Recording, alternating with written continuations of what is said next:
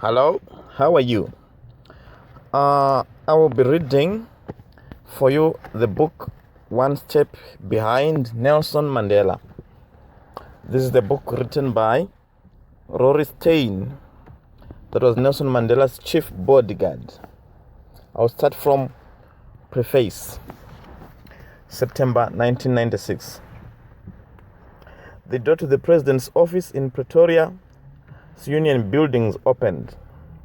Nelson Mandela stepped out, his face grim and pensive. He had just concluded the meeting that was to decide Rory's future as the leader of one of the presidential security teams. This September 1996 meeting had come about after the circulation of a national intelligence report. The document was damning.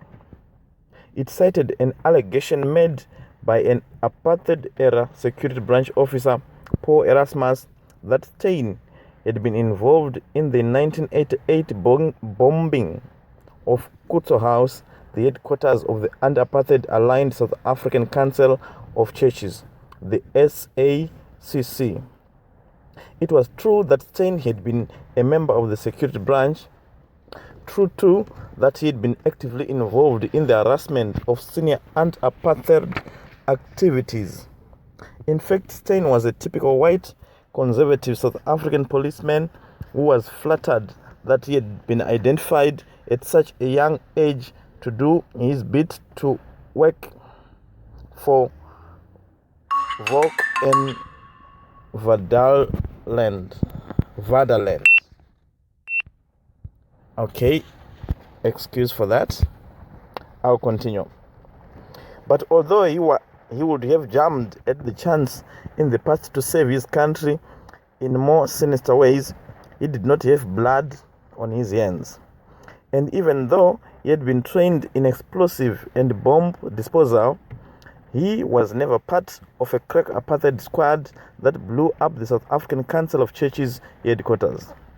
This had been explained to the director of the National Protective Services and the Protection Unit, Gary Crusher, but the Presidential Protection Unit, PPU, was an elite unit made up for South Africa's biggest and best black and white officer served side by side, and to them was entrusted the demanding work of protecting the President Nelson Mandela.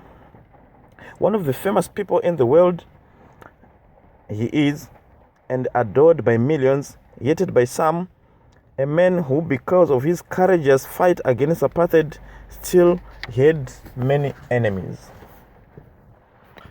Enemies that at some stage can make desperate attempts on his life. Nothing could be left out to chance, and every single man and woman who served on the Presidential Protection Unit had to be completely above suspicion. The slightest whisper of a scandal meant only one thing: instant dismissal, and that was what Stein was facing. After all, a white police officer with an ugly past, the matter had to be taken up at the highest level. A top-level delegation of Stein's bosses met with the president. Their recommendation was that Stein should be booted out of the Presidential Protection Unit. Waiting anxiously outside the president's office was Stein himself. He'd be granted one final request. Should the president want him removed, he would at least have the opportunity to put his case to the ladder. This would be his last chance to speak to president before departing in disgrace. Upon seeing Stein sitting in his secretary's office, the president's demeanor changed instantly. A smile lit up on his face, and as if nothing had happened, he explained, "Yes, Rory, did you enjoy your trip to London?" The president was referring to his state visit to the UK in 1996. Stein had been the officer in charge of the coordinating security. The matter was not spoken of again or 12 months for the past 12 months. What Steyn did not know then was that at that time the president was not aware that his senior bodyguard had not been involved in the bombing. Mandela firmly believed that Steyn had committed the crime, but the spirit in the New South Africa, he was convinced he deserved a second chance, and so it was that Steyn remained as a team leader in Nelson Mandela's security team throughout one of the most exciting periods of South African history. With deep emotions, Steyn recalls, "I knew that the president had reacted in the manner that I hoped so much for.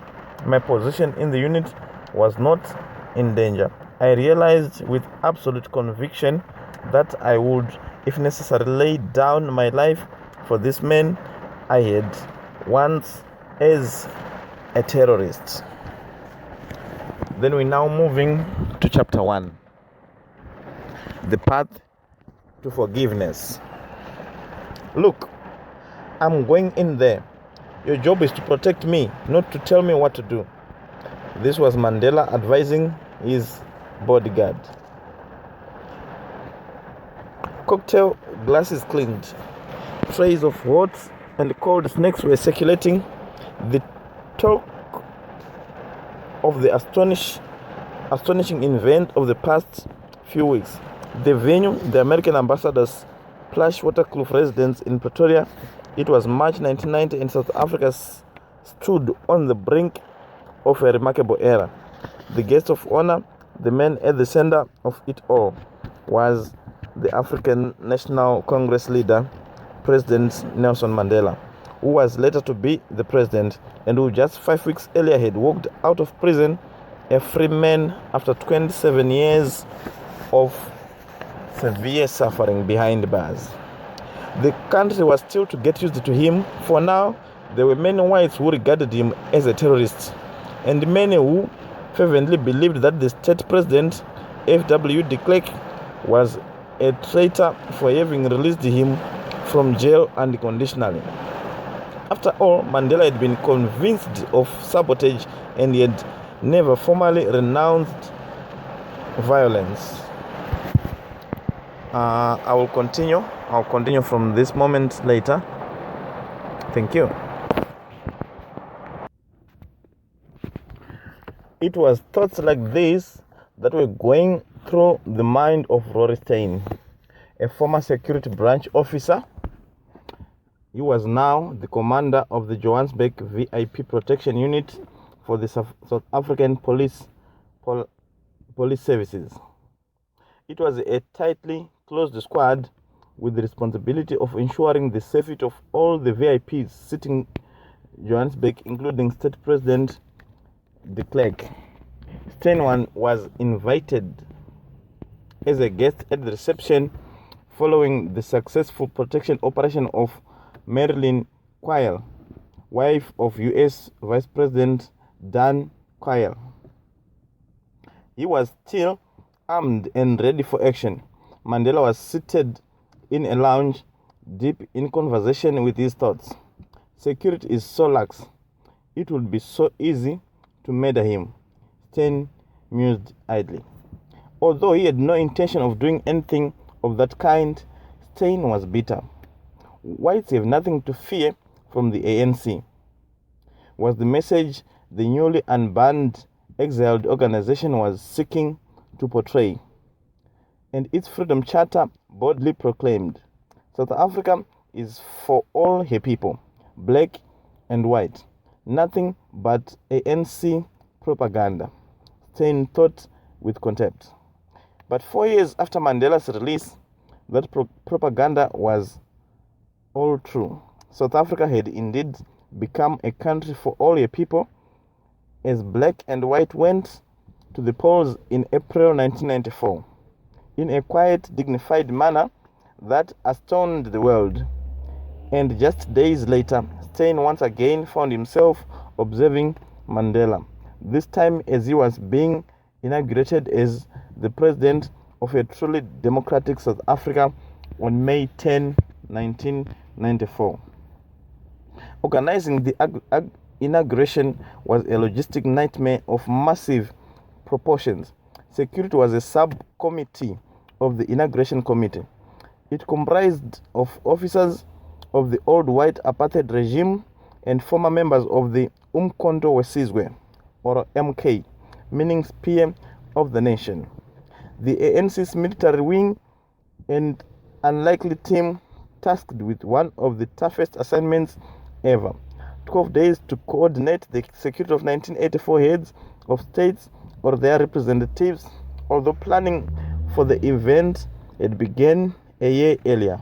It was only after April 1994 elections that the mainly black ANC security personnel formally involved in the final planning of the event. Keen not to be seen on the playing second fiddle, they were determined to stamp their authority on the occasion, and of course, they had their own rules when it came to Mandela's protection, rules that were firmly at odds with police protocol. There were many clashes, and Stein's contemptuous view was that they were simply being obstructive. But eventually, the sheer propositions of the task forced everyone to put their difference aside at this list of the moment and to concentrate on ensuring that the event ran smoothly. It was an exercise on a scale that the likes of which the South African police had never before experienced it, and they simply could not cope. Police officers who had never done a day work in VIP protection were called in. Desk workers and headmasters alike were seconded to the operation. Each head of the state was assigned 5 officers, and in some cases they were all complete novices. The assignment of the team to protect a range of leaders from Fidel Castro and the Duke of Edinburgh to Hillary Clinton and Yasser Arafat was a random exercise. 900 officers were assembled on the police college athletics field and assigned to the heads of state. The lack of experience showed determined not to let on that they were new to this. Some overzealous officers would jump out of cars, cock their assault rifles, and adopt battle stances at the door of VIP car was open. Out of cars, cocktail assaulted their rifles and adopted battle stances at the door of a VIP car was opened. Clearly, they would watch just one American movie to men. If that was not bad enough, the American Secret Service and the Israeli Mossad gave South Africa a really tough time with their often ridiculous requests.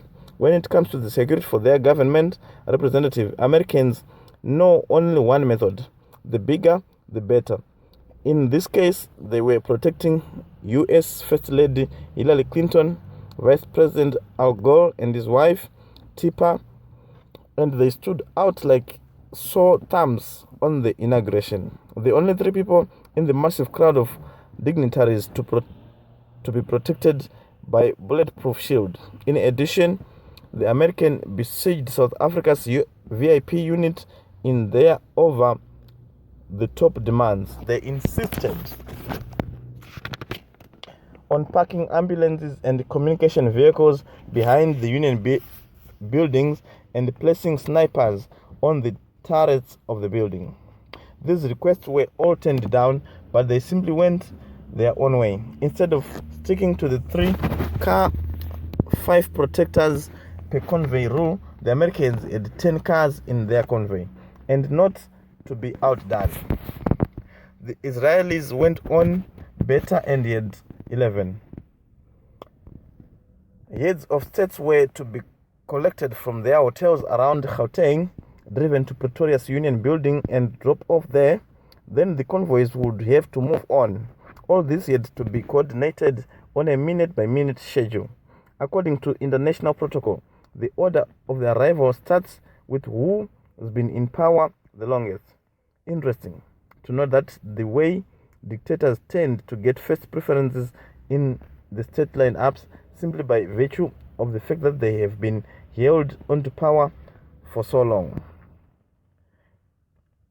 As is the case with all carefully laid plans, things did not always go according to the schedule, and eventually there was a massive traffic snarl-up. Britain's Prince Philip probably took the most sensible route. He simply got out of his car and walked to the venue. He would casually stop passers-by for asking the directions, eventually surprising everyone by arriving at the VIP breakfast on foot. The Americans, of course, had to do their own thing regardless of how it affected everyone. A one-way traffic system had been specially designed for the event to avoid convoys clashing with other cars. The Americans had decided that they were above all this and took their convoy out of the traffic jam and drove in on the out route in carrying the wrath of 183 nations in most as many languages. Most of the heads of the states were staying in Johannesburg's finest hotel. It was Rothstein's job to coordinate the hotel security.